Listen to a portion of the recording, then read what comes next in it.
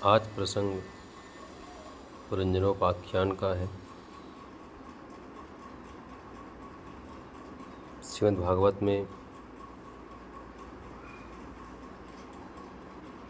सुखदेव जी महाराज के मुख से श्रवण किए हुए जो है मैत्रेय जी महाराज विदुर जी से एक उत्तम पूर्व काल का वृत्तांत बताते हैं।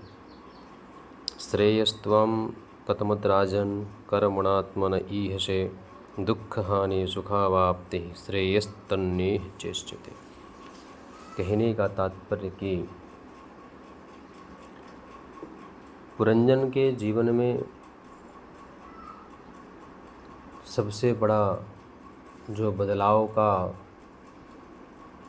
कारण और पुरंजन के द्वारा किन किन लोगों ने अपने जीवन को बदला है, ये वृत्तांत श्री नारद जी जो है सुना रहे हैं। नारद जी ने कहा कि पूर्व काल में एक पुरंजन नामक बड़ा ही यशस्वी राजा था। उसका अविज्ञात नामक एक मित्र था। राजा पुरंजन को तरह तरह के भोग विलास की लालसा थी। उन्हें भोगने के लिए स्थान की खोज में घूमते समय एक 9 द्वारों का नगर देखा और वह सब प्रकार के सुलक्षणों से संपन्न था। उस नगर के बाहर एक सुंदर बाग था।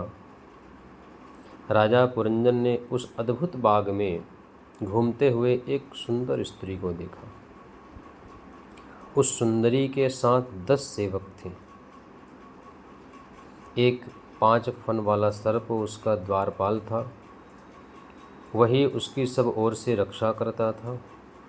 राजा ने उस सुंदरी से पूछा, तुम किसकी कन्या हो तथा कहाँ से आ रही हो और इस समय क्या करना चाहती हो? तुम्हारे ये 10 सेवक कौन हैं और ये सहेलियाँ तथा सर्प कौन है? सुंदरी ने बड़ा सुंदर प्रश्न का उत्तर दिया। कहा, हे नरश्रेष्ठ, हमें अपने उत्पन्न करने वाले का ठीक ठीक से कोई पता नहीं है। वह आज हम सब इस पुरी में हैं।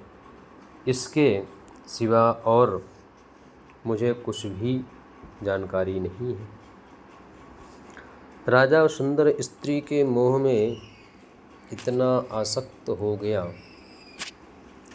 कि अपना समय, अमूल्य समय को छोड़ करके व्यर्थ ही समय व्यतीत करने लगा।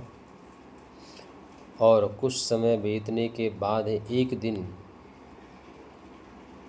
राजा के पुराने मित्र का जब सामना हुआ,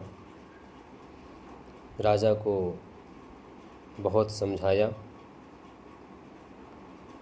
और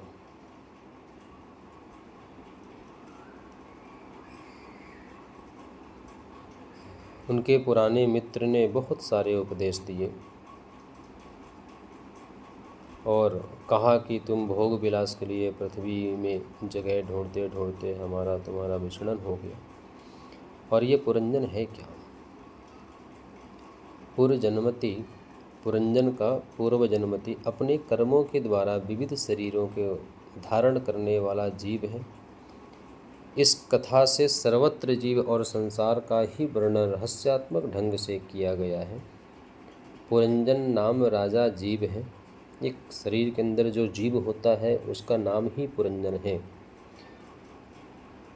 भोगने वाला शरीर, भोग विलास को भोगने वाला शरीर है। भोग्य स्थान मानव का शरीर कहा गया। अविज्ञात मित्र ईश्वर है, जो दिखाई नहीं पड़ता, जो हमें समझ में नहीं आता है, लेकिन जब समझ में आता है तो ज्ञान का भंडार भर देता है। बुद्धि में अविद्या ही स्त्री है। जो बाग में स्त्री घूमती दिखी वो बुद्धि को कहा गया है। और जो 10 सहेलियां दिख रही थी वो 10 इंद्रियों को ही सेवक और उनकी वृत्तियों को ही सहेली, और 5 जो प्राण कहे गए हैं वही 5 फन का सर्प है। और चंडवेग काल कन्या का समय का रूपक कहा गया है। तो ऐसी ही परिस्थितियाँ जब हमारे मन में विकार पैदा होते हैं, जब हमारी इंद्रियां हमारे बस में नहीं होती, तो ऐसे दुर्व्यवहारी, दुर्भक्षी विचारधाराएं, दुर्भक्षी लोग जो गलत रास्ता दिखाने का काम करते हैं, जब आप सत्य का मार्ग चुनते हैं, सत्य के धर्म को अपनाते हैं, तब कुछ दुर्भक्षी लोग भी आपके जीवन में आते हैं ताकि आप इस मार्ग पे चल ना सकें, इस मार्ग से सदैव वंचित रह सकें और आपके जीवन का संघर्ष, जीवन का कष्ट कभी समाप्त ना हो। इसलिए कुछ दुर्भक्षी लोग भी आपके जीवन में आते हैं और उनका सतत प्रयास रहता है कि आप इस कार्य को, सत्य के मार्ग पे ना चल सकें।